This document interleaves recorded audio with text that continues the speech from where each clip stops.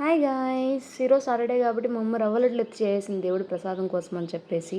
ఇంకా మార్నింగ్ 3:00 నుండి వర్షం మూంచి పడేస్తుంది లిటరల్లీ చెప్పాలంటే. నేను భయపడి లేచాను నిద్ర కూడా ఈరోజు ఆ ఉరుములకి.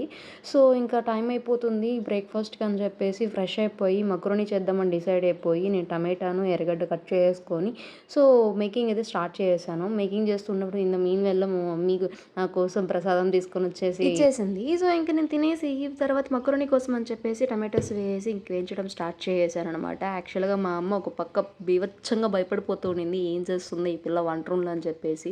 ఎందుకంటే మనం ఎప్పుడో ఒకసారి చేస్తూ ఉంటాం వంట. అంటే మనకి వంటలు వచ్చు కానీ రావు అలా అనమాట. సో, లాస్ట్‌కైతే చేసేసాను. నాకు తెలిసినంత వరకైతే చాలా బాగొచ్చింది చూడ్డానికి అని చెప్పేసి. సో, చేసేసి మా మమ్మీకి సర్వ్ చేసి తీసుకొనెళ్ళిపోయాను.